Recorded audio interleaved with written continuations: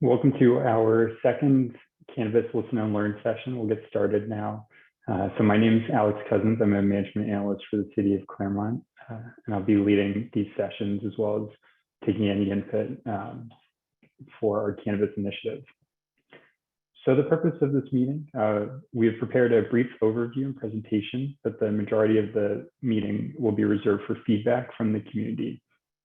So after the presentation, we'll open up the meeting to public comment, and you'll be able to make any comments regarding the cannabis initiative, zoning regulation in the city of Claremont. So the City Council will consider these regulations and ordinances later this year. We'll be holding another Cannabis Listen and Learn session in September, where we will be bringing additional zoning and regulations to the community for input.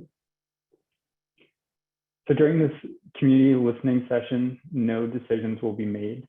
The purpose of this meeting is to gather feedback from the community on cannabis regulation and zoning.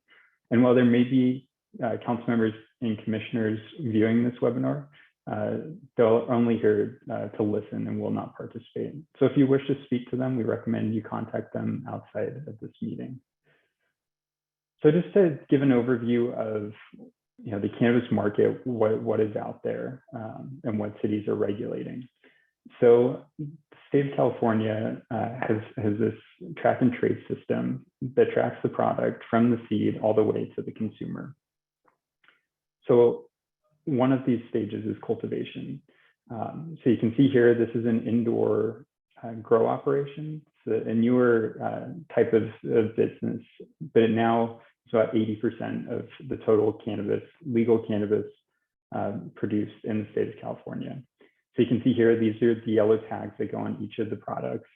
And through that system, consumers, you track the product to the consumer.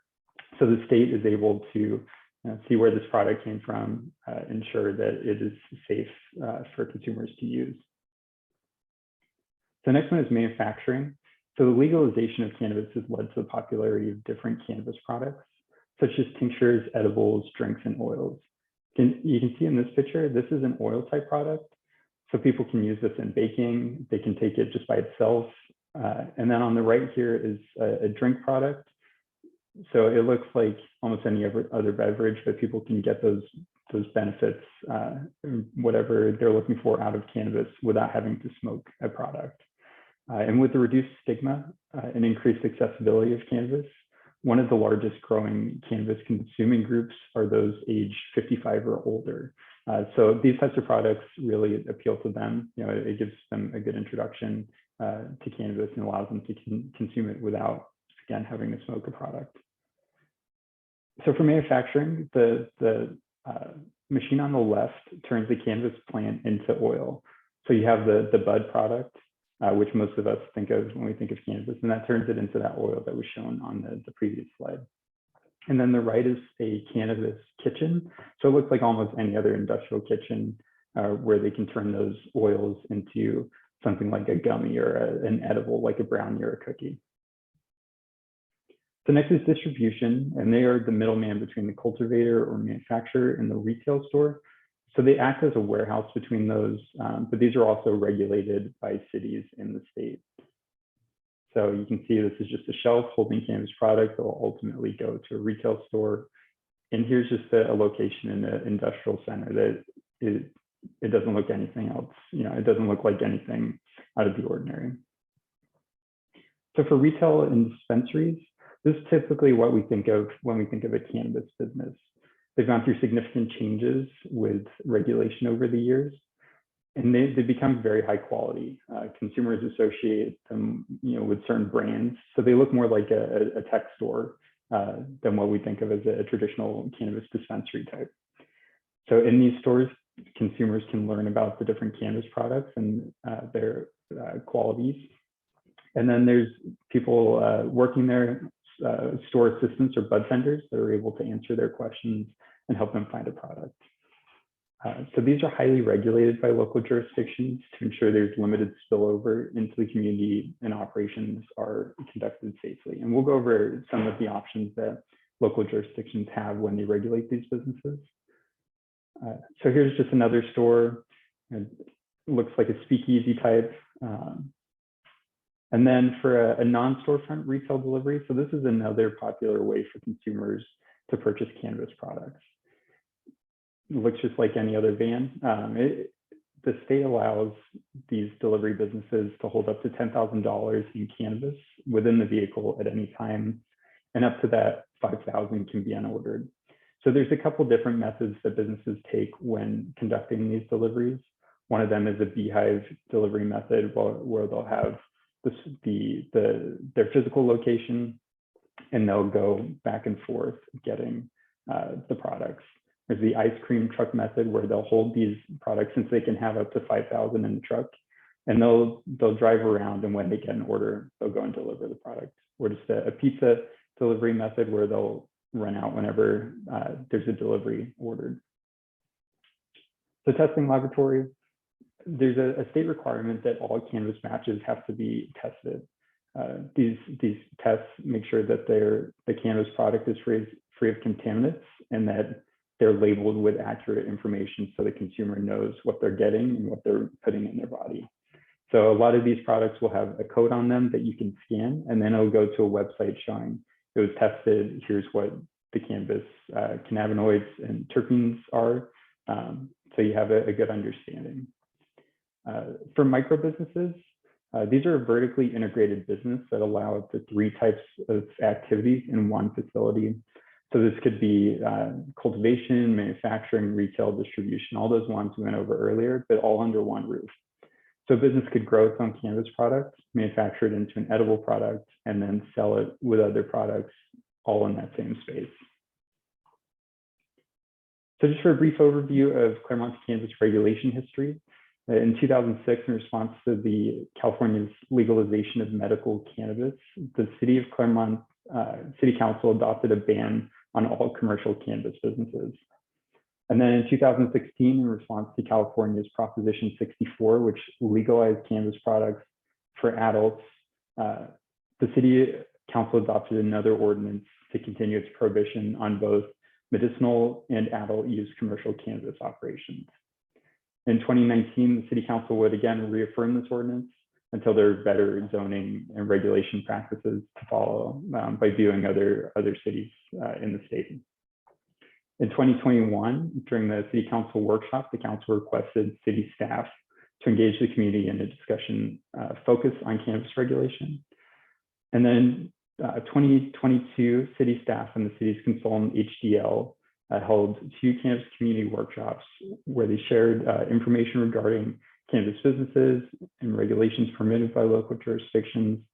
And as a result of those meetings and the input we received from the community, the City Council placed Measure CT on the November 2022 general municipal election. So just to go over that measure, in November 2022, the Claremont voters passed Measure CT by 61%. So it taxed all components of the cannabis industry, should they ever be permitted in Claremont. And it set a gross receipts tax for the sale of cannabis and industrial hemp products, established a tax on cannabis hemp sales, delivery, cultivation, processing, testing, and distribution in the city, whether they were permitted or not. So earlier this year, the council established a tax rate. So for retail businesses, for both the storefront and the delivery, it would be a 6% of gross receipts. Cultivation businesses, the greater of 3%, or between $2 and $10 per square foot, depending on the lighting used. So whether they're doing that indoor cultivation that we showed or some type of outdoor cultivation. For testing laboratories, it's 2% of gross receipts. Distribution businesses is 3% of gross receipts, and manufacturing processing businesses, 4% of gross receipts. So all other cannabis businesses would also be 4% if there is any new businesses in the future. So for cannabis deliveries are currently permitted from outside cannabis businesses into the city of Claremont pursuant to state law.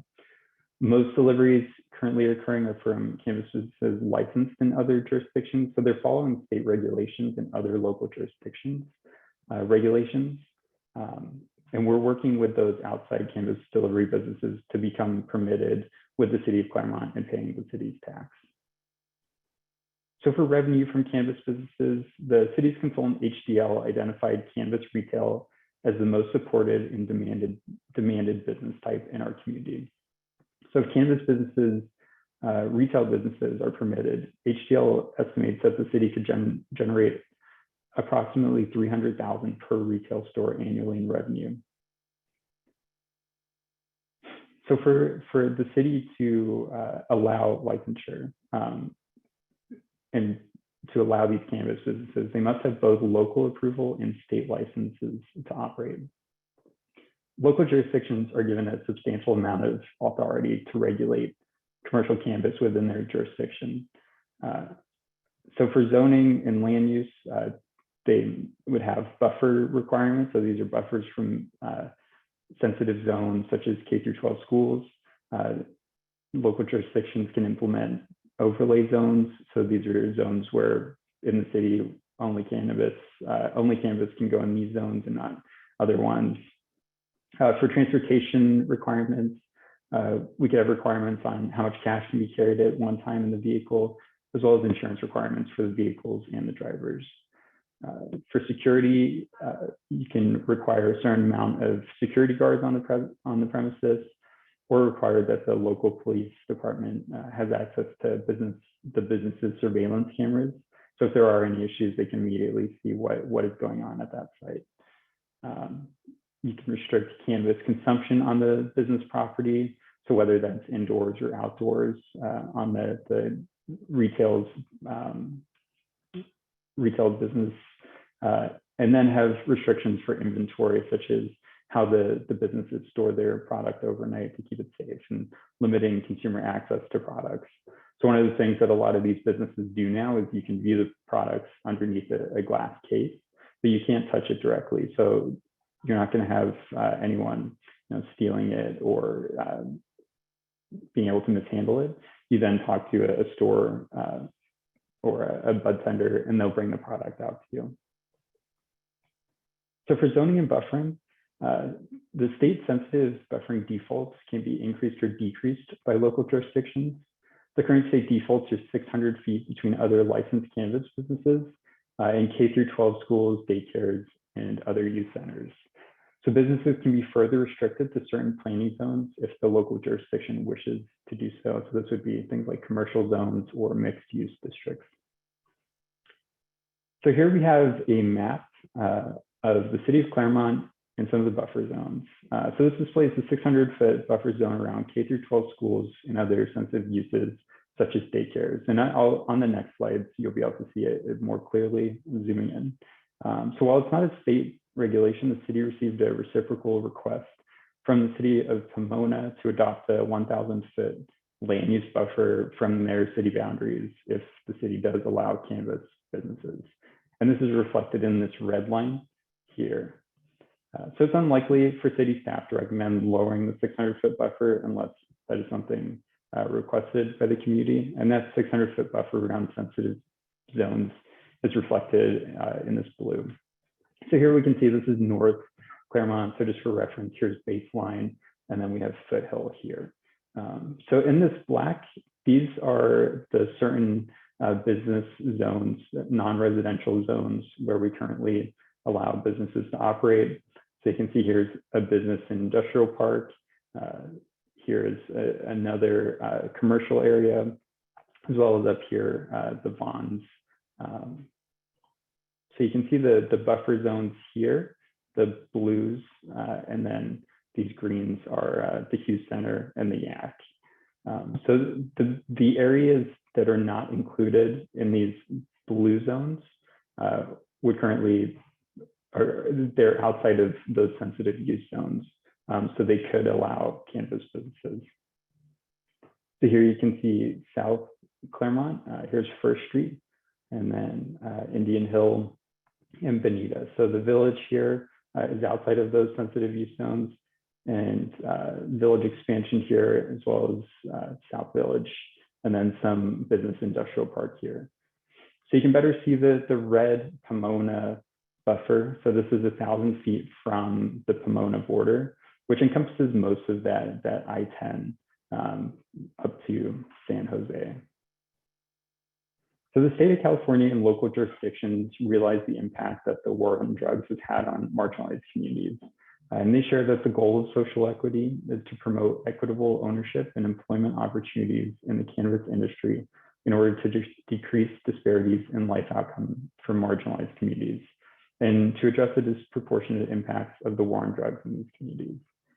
So there's some things that some cities have done, social equity programs, and these are a way to assist those that may have been impacted by the war on drugs. So some of their solutions have been permits set aside for equity applicants. So if a local jurisdiction had 3 possible permits, they may set aside 1 for an equity applicant.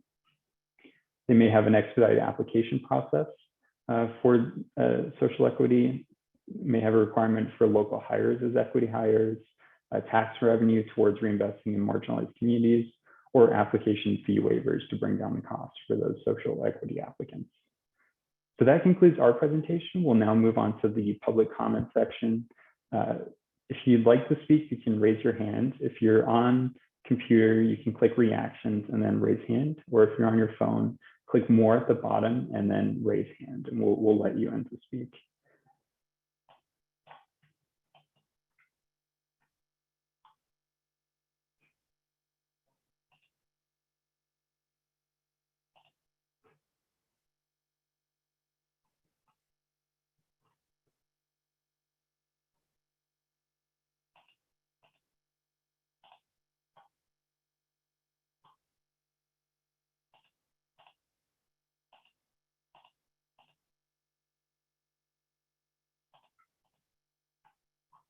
We're not seeing anyone raise their hands yet.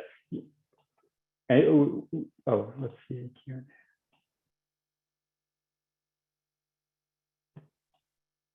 So in response to that question, Mr. Garcia, you're asking if a property is required with the application. At this time, we don't have an answer to that. Once we get to a draft regulation and requirements for the businesses, then we've got to answer this. But this is just an early conversation about the zoning requirements, regulations. But we're happy to take any input that you have, regarding the application process.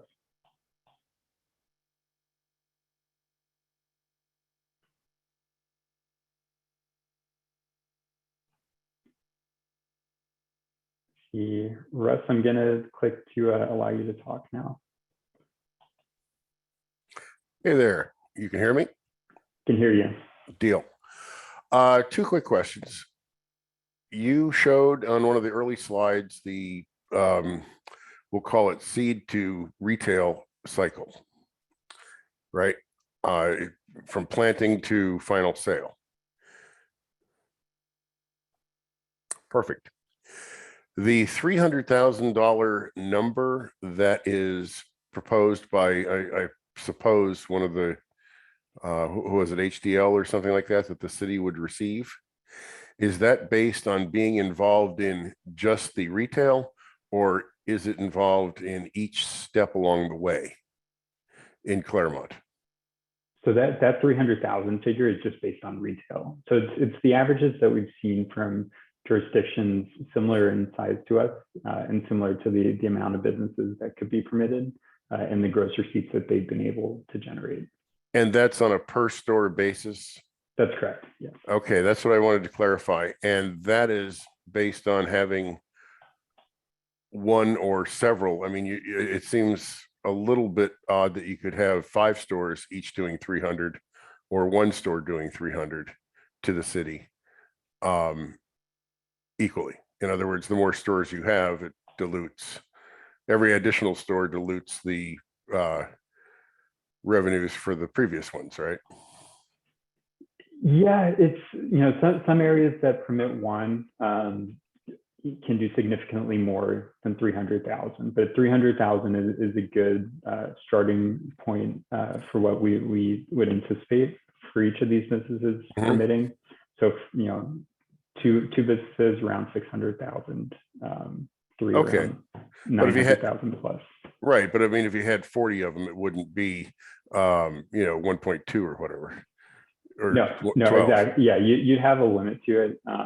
Yeah, And some businesses do generate more in gross receipts. Some are larger. So we have sure. Stizzy and Pomona, which generates over 2 million a year for the city of Pomona. But then there's other smaller stores, smaller cities, similar to us, where they can generate over 300,000 per store and still permit, something like 4 or 5 businesses within their jurisdiction.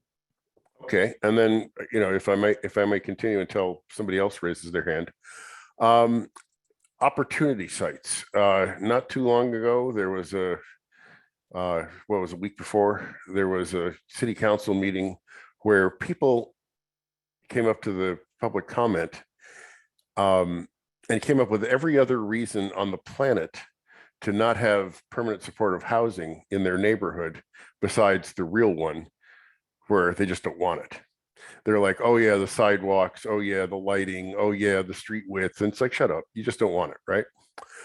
What are the opportunity sites that you've identified for retail, which seems to be the basis of the revenue estimate, as you said, but any of these other steps in between? Because as I see it, Claremont is in an absolutely perfect position to capture pretty much the whole schmear. In other words, we have a botanical garden, we have 5 colleges, we have people who really know how to grow stuff, we have areas that are that are just left fallow.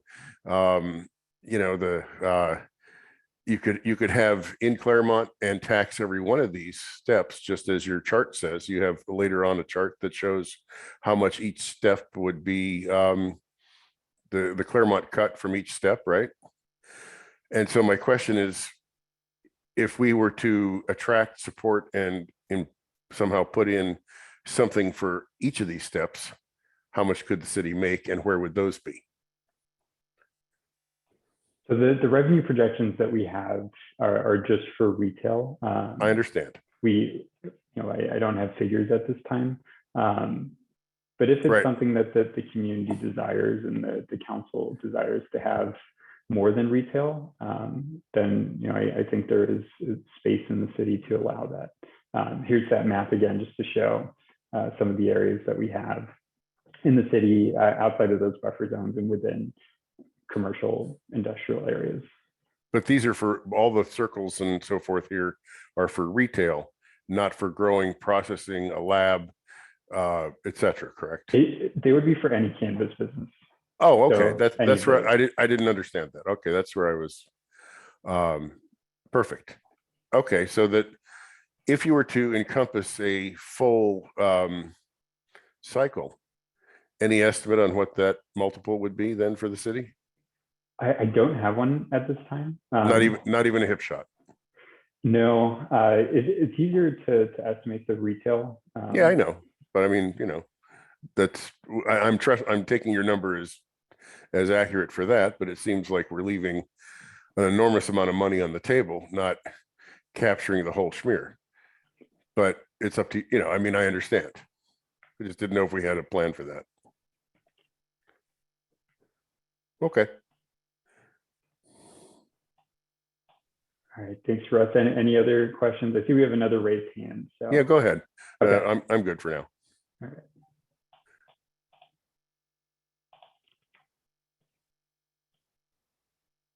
Charlotte, I see your hand is raised, so if you'd like to unmute yourself. All right. Are you able to hear me? I can, yes. Okay. My question is there, well, what is the retail, the square footage that you are basing the revenue off of for retail spaces? And is there, well, let's ask that. And then I was wondering if there's a minimum. So from what we've seen, that the actual size of the store doesn't have a huge impact on the revenue. Of course, 100 square feet probably won't do as well as something that's like 1,000. But that number that HDL came up with was based on some of the available retail spaces that we have in the city and industrial, but it wasn't based on certain square foot sizes of the businesses. Is there anything though in the, like is there a minimum, like something can be, you want to start at a certain size or? Yeah, so the city could have requirements on the business's minimum square foot, and that's something we could do during that regulation when we put together those and present them to the council. Okay. Thank you. That was it. Okay, thank you. Thank you.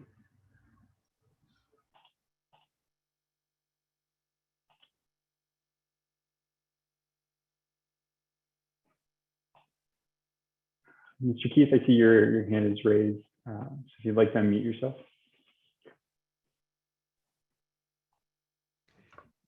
Thank you. Yes, I want to make sure I understand. I'm looking at the map and I'm seeing, you know, a lot of black properties there around the auto center, but that's also within the red boundary for its proximity to Pomona. So I'm thinking those are not options.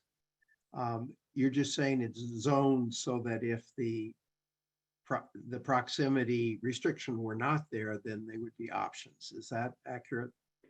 That's correct. Yeah. So when Pomona was going through their efforts, they requested we requested 1,000-foot buffer, and they've done the same.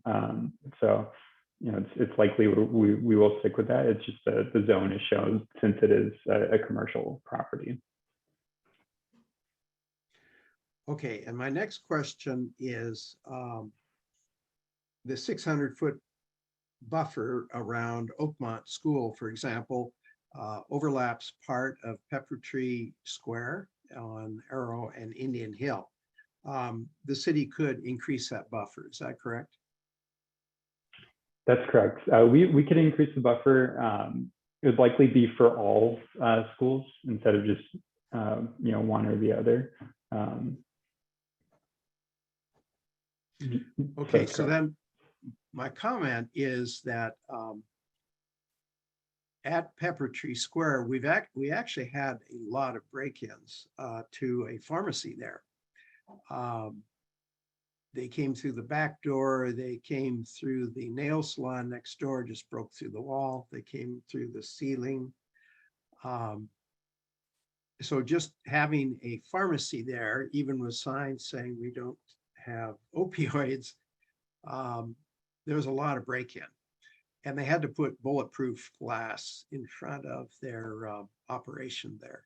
So could you expand on security measures that go along with these retail stores? Yeah, and so we've spoken to other cities and tried to get an understanding of, you know, if they've had any issues with crime. We've also looked over some other studies that have been done in the San Diego area. And what they found was, if you compare a cannabis retail store to something like an Applebee's or a Bevmo, they have about a third of the police calls that those other businesses have. So the security requirements that the city can have are, you know, cash on hand overnight. We could also require that they have security 24/7. So they could have someone on the premises even at night during those times that there could be potential break-ins. Requirements for even storing the cash, so if it has to be in a certain safe for the products, having a limited amount on the premises, so there's not it's not enticing people to break in, as well as the surveillance. So other jurisdictions have required the businesses to share the surveillance cameras with the police. I don't think it's expected that the police would be monitoring these 24/7, but if you know, some call is made, then the police can look immediately and see if there is something going on at the property and respond to that. Does that answer your question? Yes. The initial response of people we know is, what the heck would we be doing putting it in Pepper Tree Square? We've had a smoke shop there that are selling drug paraphernalia that once it's used, then it subjects a person to arrest. That's been a problem for a long time. I just want to make that comment. And that's the initial reaction of people who live nearby. Thank you. I appreciate your comment.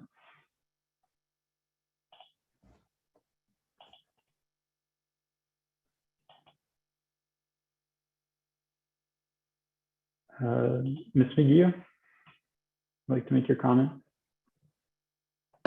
Yeah, I just wanted to just kind of reiterate the importance of like a comprehensive social equity program. I know that we are, you know, obviously on the smaller side of the cities, but a social equity program that might more mimic what Oakland did and not what LA did in terms of requiring the businesses to have the real estate locked down before even applying for the license. That's what LA did, and then the businesses have had to sit on paying that lease for months and even years while waiting for the city to decide, whereas Oakland did not have that provision. So a lot of social equity applicants in LA lost all of their savings and their investments because they had invested all in the real estate and the space prior to even getting the license. So I think that just looking at social equity programs, what has worked in California, New York, and what hasn't worked, and just learning those lessons would be really important in our city. That's all. Thank you. I appreciate that. And we'll look further into that Oakland social equity program. I appreciate your input. Mm-hmm. Russ, I see your hand is still raised. I'm not sure if you want to make any additional comment. So I see Aline, you asked when the city will start accepting applications. So we don't have cannabis regulations at this time. The city council would have to go through the process, and planning commission. So nothing's been approved at this time. So we don't have a date for accepting applications, or even if we would accept applications. If you haven't done so already, you can email me to be added to our interested parties list. So if we do have any updates in the future and any updates regarding these community meetings, you'll be the first to know.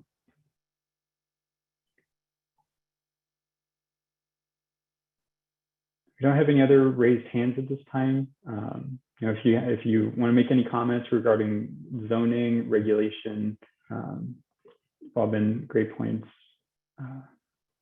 Let's see. Arlene, if you'd like to make your comment, can unmute yourself.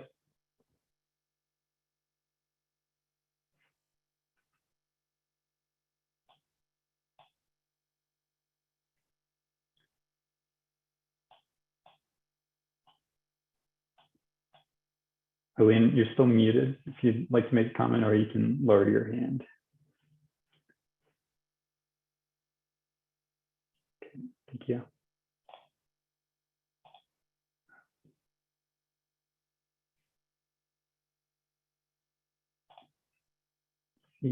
Charlotte, if you'd like to make another comment, you can unmute yourself.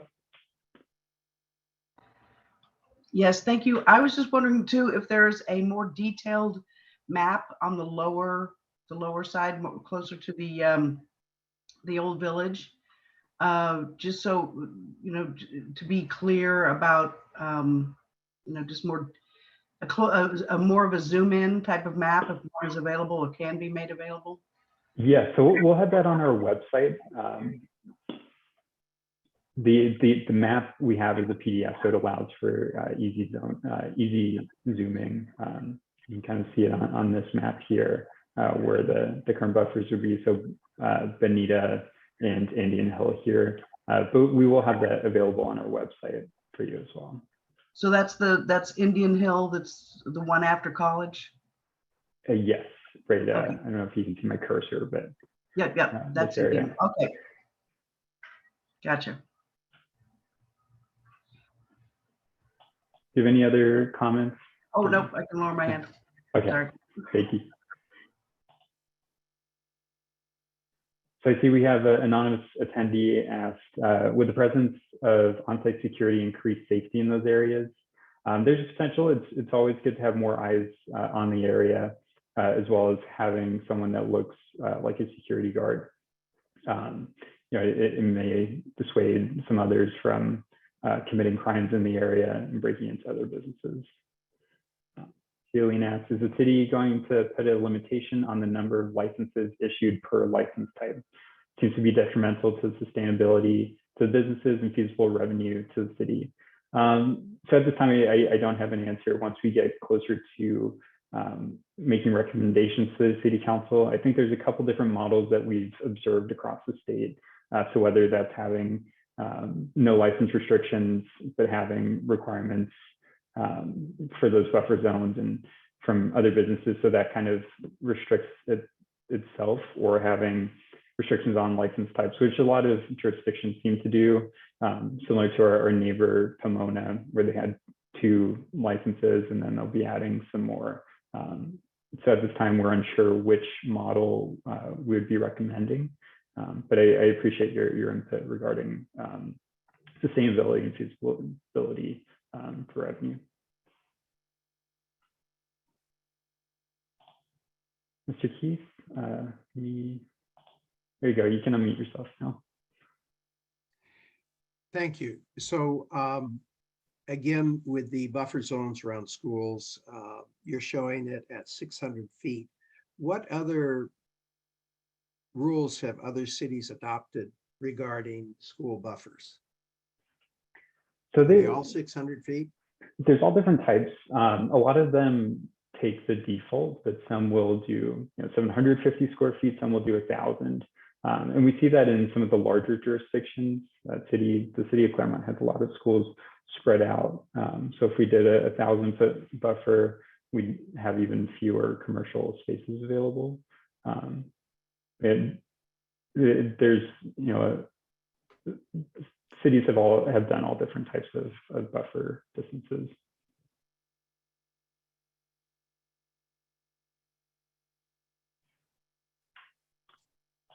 Do you have any other comments, Mr. Keith? Well, I think locations near a freeway will be highly sought after by the business owner, thinking people will drive here and, come and purchase product. So they'd be very likely to be developed.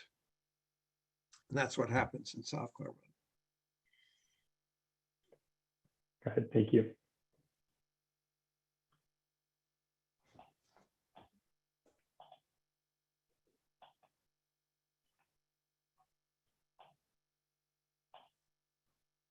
I don't see any other rates. Oh, there we go.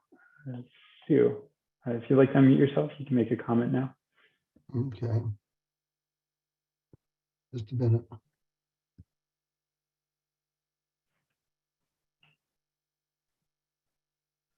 Can you hear me? Yes. Okay. I guess I have one big question. Why would you want to locate these businesses in an area like in the south part of town? It has had so many problems with crime and human trafficking, which often involves substance abuse or use of or the selling of highly lethal drugs. I can't understand why you would want to even go there when the problems have been so immense over the last 2 years. So I think you brought up some great points too, and some of the areas where the community is focused on is this type of area right below the freeway. So South Claremont, and that's within this buffer. So we wouldn't be recommending businesses to go here. And regarding the drug issues, most of the issues now are related to harder drugs. So a lot of people, we've had this whole perception of cannabis over the years with the war on drugs. But with the legalization of adult use and medicinal cannabis, there's a lot of people all age ranges that have healthy relationships with cannabis, and they're able to find beneficial uses for it. Regarding the crime issue, it's a perception that having these businesses increases crime. What we've seen from discussing with other cities that have allowed them, very, very few issues come with these. Studies have been done on crime relating to cannabis businesses, and those haven't shown a significant impact. And some even show that there's a reduce in crime due to having more eyes, on the street, and the perception of having high security. And could I ask you, is Pepper Tree also included in there? There's a portion of Pepper Tree, so that is this MU1 here, and I can zoom in. So about half or so is within the buffer zone, and then the rest of this is excluded. So there's a possibility that cannabis could be allowed there. But what parts? I can't understand what you're saying. There's MU1 and so most of Pepper Tree is in that lower area, most of it. Yes, that's correct. So it would have to be 600 feet away from the school. So there's only some of the area here would be allowed, and a lot of this lower part is parking lot too, and along this wall. But I'm saying this area I can't point because the green area is that area. Will that be fair game? So you're talking about like these types of parcels here where it's No, over at Pepper Tree. I'm looking at Pepper Tree. yeah, so the blacked out area, businesses could be permitted in those locations, but not the ones that are within 600 feet of the schools. Okay, the blackout area, but not the green area below it. No. Okay, that's most of Pepper Tree. Okay, I thank you for your answers. I don't want to believe it, but that's okay. I guess it just seems there are connections. No one could say that there are no connections between cannabis and other drugs. I mean, that would be like saying there's no connections between alcohol and other kinds of, between hard liquor and beer, and there just are connections. And I guess you can't make that comparison to alcohol. And we all know there are connections. I mean, we don't have to be a rocket scientist to know, not to know there are, that there are connections. And so I really am concerned about taking an area that has been inundated, and we're talking about all that south part of town, south of the Arrow and south of the railroad tracks, actually, and where we've had a lot of problems and locating cannabis selling there. As soon as I knew that we would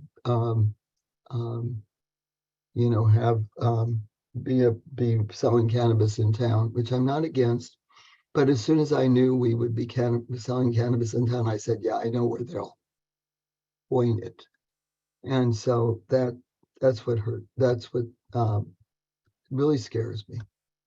I mean, it just seems like a no-brainer that you would stay away from a part of town that has been concerned, fighting crime, I'm concerned about human trafficking, and it just seems like you would stay away from our part of town. Sorry, that's what I feel. I think it's not right. And we know there are connections. You can't tell me there aren't.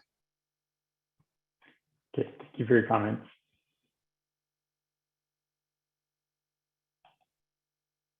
We go with Mr. Keith.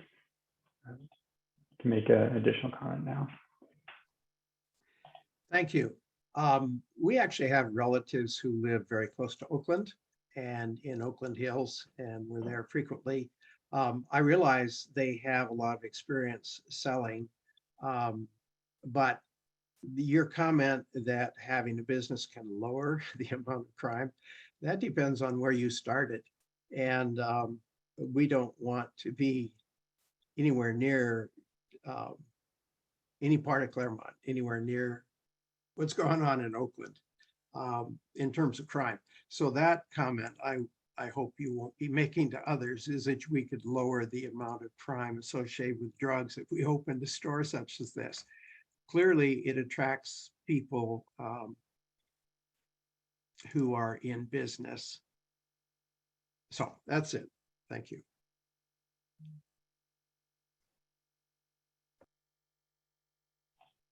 Thank you. Yeah, I typically wouldn't associate Claremont with Oakland. I think they have a bunch of other issues going on that the city of Claremont is fortunately, not had at that scale. And that's just based on some academic studies that have been done on cannabis businesses in Colorado and California tracking crime. Let me see. So I see your hand is still raised. I'm not sure if you want to make an additional comment.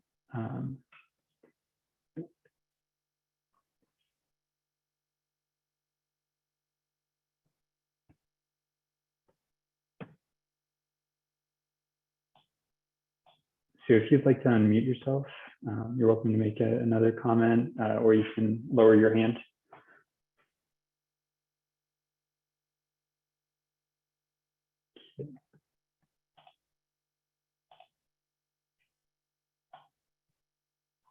So we don't have any other hands raised. If you'd like to make any comment or recommendations to cannabis businesses, zoning requirements, other business requirements that we could have, please raise your hand.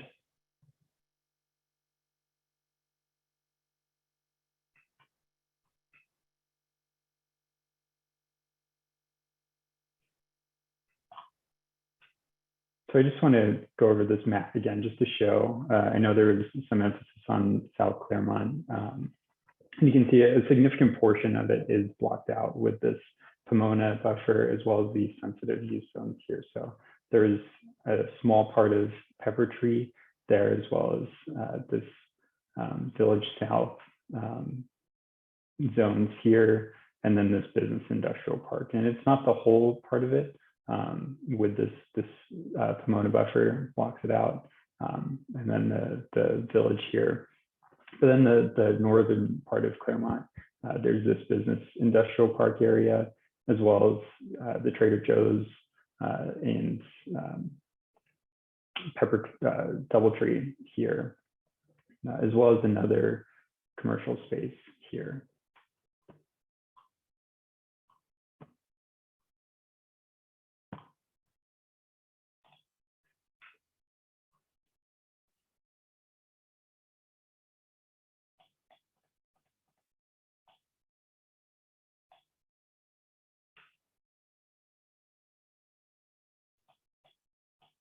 We don't have any raised hands. There we go.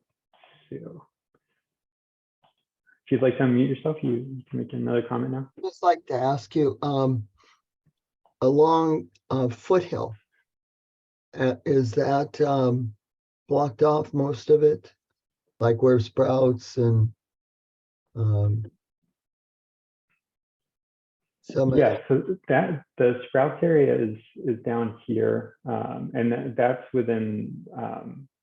So part of it's in that 1,000-foot Pomona buffer, and then the other part is in the school buffer. So none of those areas would be allowed for cannabis retail businesses or cannabis businesses. it would be interesting to see, because I'm getting a picture here, which is traditional. Would be interesting to see where, without all of this, exactly where the stores can be located. In Berkeley, there's a cannabis store right next to Trader Joe's.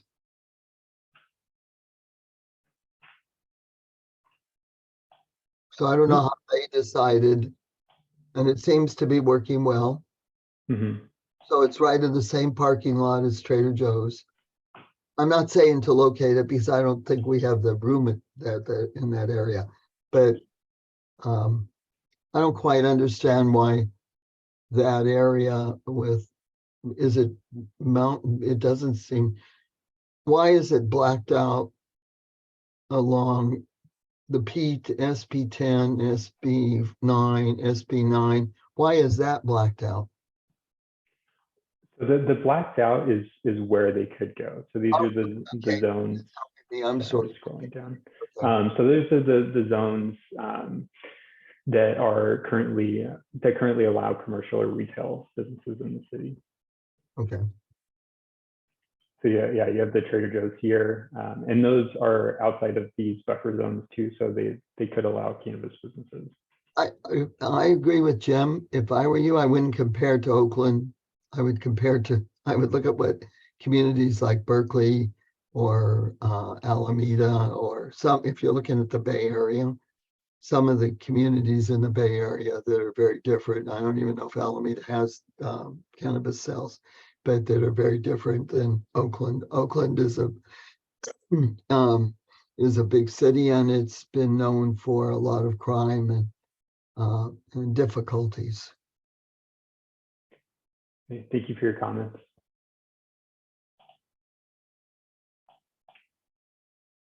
Oh, see, I see you raise your hand again. Sorry. If you'd like to add on to that, you can unmute yourself. Okay. Let's see. So I have a last chance for anyone that you're welcome to type your questions. If you're not comfortable speaking now, you're also welcome to email me. So my email is here, acousins@ci.claremont.ca.us. I'd be happy to answer any of your questions. We'll have some updates on our website, most likely early next week with this presentation, as well as the updated map. So if you do have any other concerns, suggestions, questions, feel free to give me an email, or you can call me the 909-399-5323. Give everyone just another minute.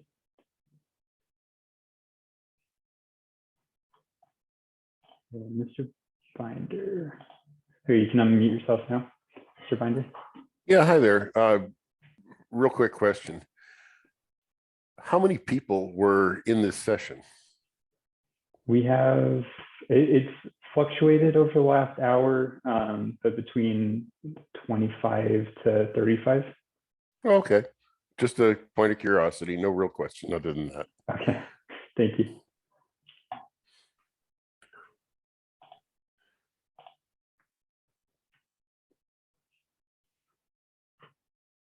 So we'll be holding another session. It's in September. If you'd like to be added to our interested parties list, please feel free to give me an email, or you can send your email in this chat, and then you'll receive any updates on the Cannabis Initiative in the future.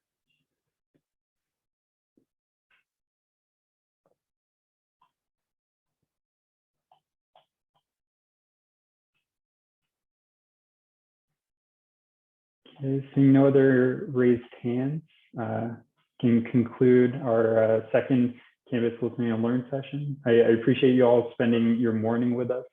We'll be having another meeting in September that will be later in the afternoon, and it will be in person. So thank you all again. Oh, let me see, we have, okay, let's see the emails. Those will be added to our email list. Thank you all for joining us. Have a great rest of your day.